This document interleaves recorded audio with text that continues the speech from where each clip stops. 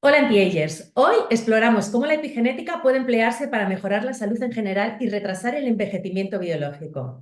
Para profundizar en este tema, contamos con la entrevista exclusiva de Silvia Herrero, directora del grado de Psicología en UNIE, Universidad, y experta en epigenética. Sigue escuchando hasta el final para descubrir cómo reducir tu edad biológica y revertir tu envejecimiento. Hola Silvia.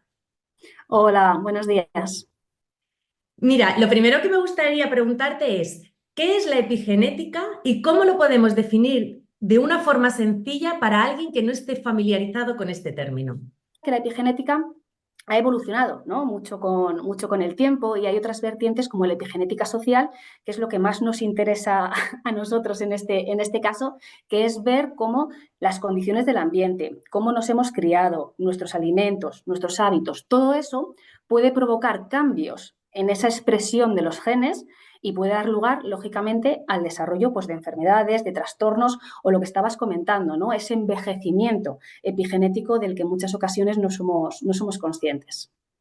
Bueno, aquí te saco un poco el libro que me leí ya en el año 2009 de Tim Spector, que se llama el Post-Darwin, donde realmente analizaba de una forma divulgativa cómo cientos de gemelos habían sido separados al nacer y cómo habían envejecido de una forma y de otra, no porque les hubiera cambiado el ADN, sino porque o sea, sus genes se estaban expresando de una forma o de otra en función de las condiciones de vida que tenían, que de alguna forma es esto que tú estás comentando, ¿no? Y entonces, me lleva un poco a la siguiente pregunta, ¿no? Entonces, ¿cuál es la diferencia realmente entre los genes y la epigenética? O la genética, perdón, y la epigenética.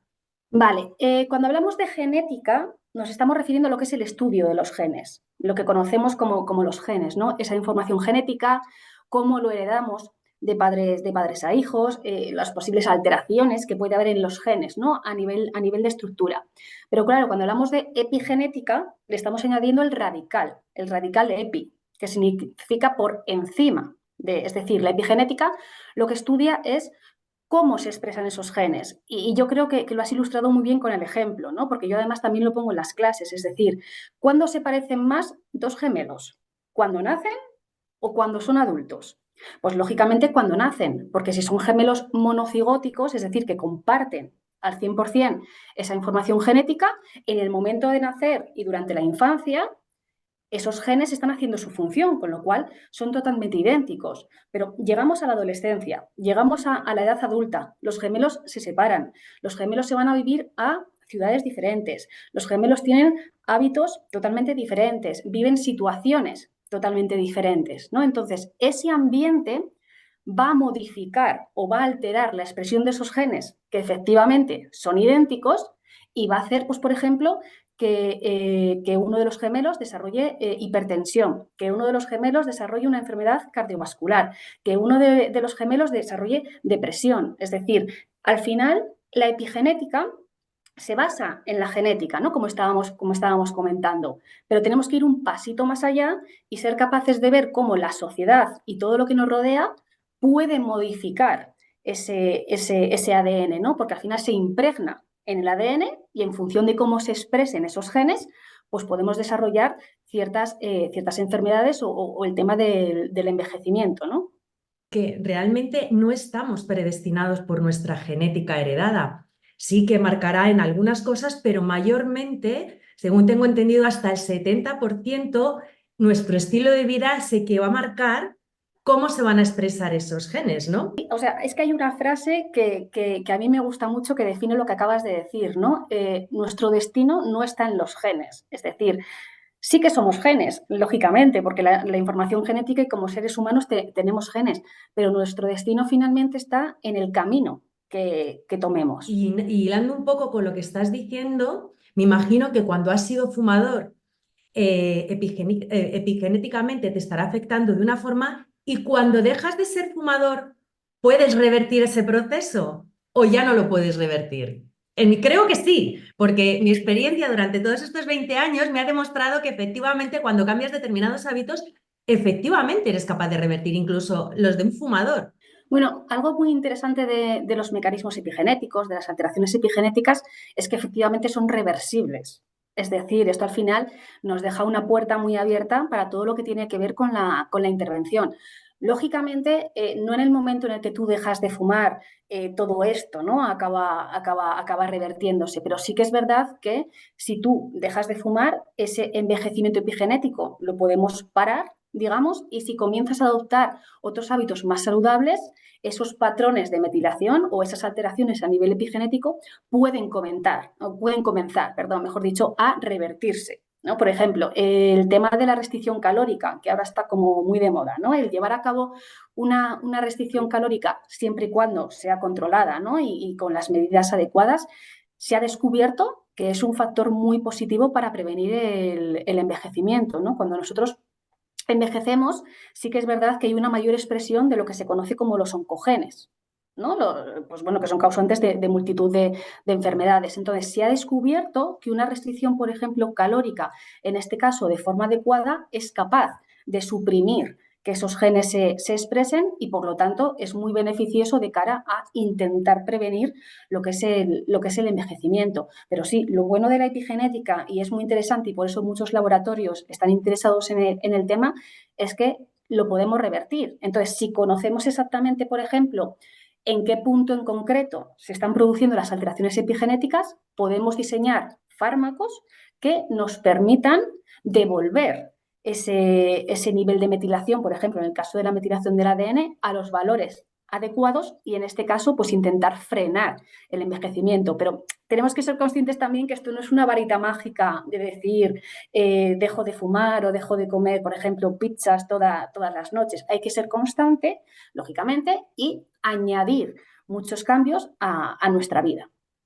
Mira, en esto que me dices precisamente del tema de la pérdida de peso, que además ahora mismo pues está tan de moda los temas de los ayunos, yo leí un estudio científico que confirmaba que cuando tú tienes una reducción de ingesta calórica, eso puede hacer rejuvenecer tu cuerpo, pero es verdad que cuando, por ejemplo, no le das los nutrientes que necesitas, puedes llegar incluso a desmineralizar tanto los huesos y hay un 10% que no se consigue restituir.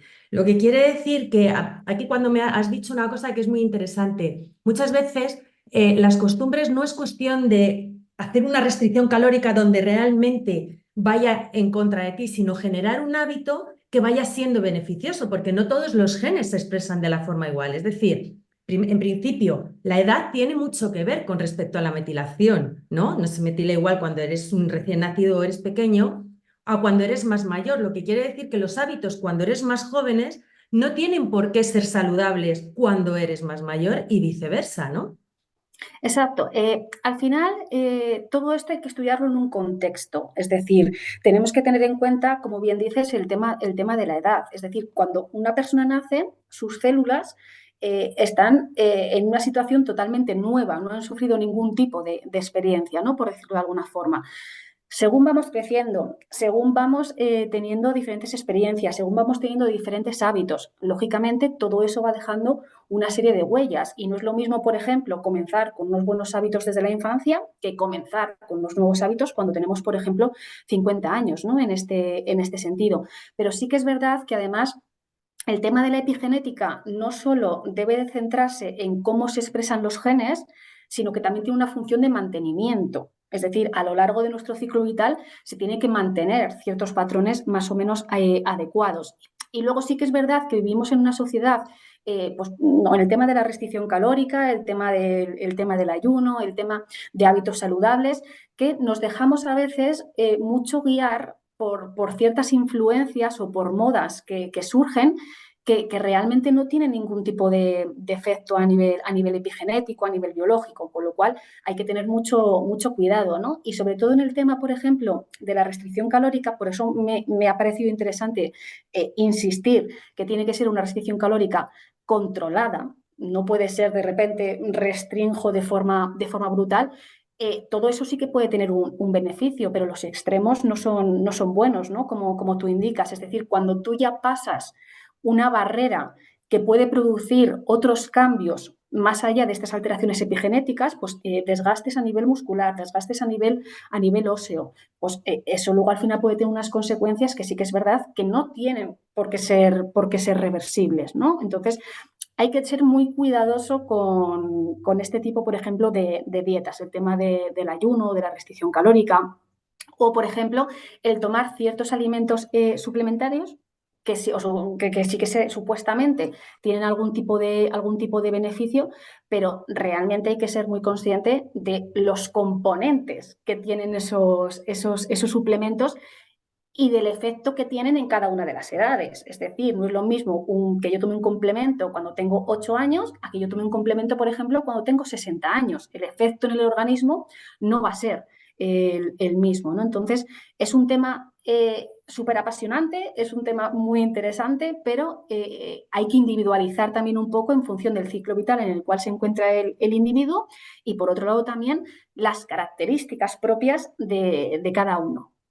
Entonces, ya por último, me encantaría que me dieras algún consejo para esa mujer de mediana edad con esos cambios hormonales, donde su hábito tiene que ser al menos momentáneamente totalmente diferente, porque bueno, pues las fluctuaciones cambian, para que revierta su edad, para que reviertan pues su edad y sean más jóvenes biológicamente, epigenéticamente hablando, ¿no?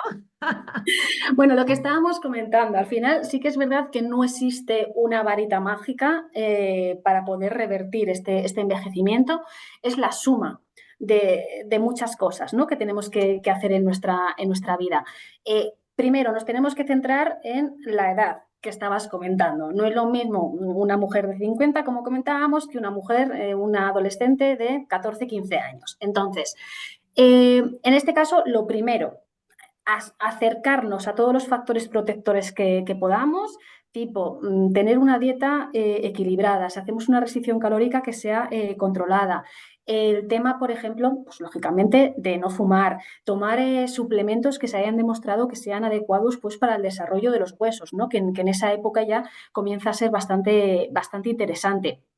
El tema de intentar, esto es fundamental, parece muy de psicólogo, como, como yo digo, pero es fundamental el intentar alejarnos lo máximo posible de esas situaciones estresantes, tomarnos la vida o intentar tomarnos la vida de otra forma, ¿no? Atribuir que las cuestiones, yo siempre les digo, ¿no? Cuando hablo con mujeres, en este caso, que me piden consejos de ese tipo, todo en esta vida tiene solución menos la muerte, ¿no? Y al final sí que es verdad que cuando tú tienes una edad, tienes muchísimas responsabilidades, si tienes hijos, tienes que sumar la responsabilidad de los hijos y acabas el día como muy saturada, como muy estresada. Entonces hay que intentar alejarnos en la medida posible de todos esos elementos y centrarnos en cosas más positivas, en hábitos muchísimo más saludables, hacer ejercicio, que no quiere decir, por ejemplo, salir a correr una maratón, pero andar unos 20, 30 minutos al día.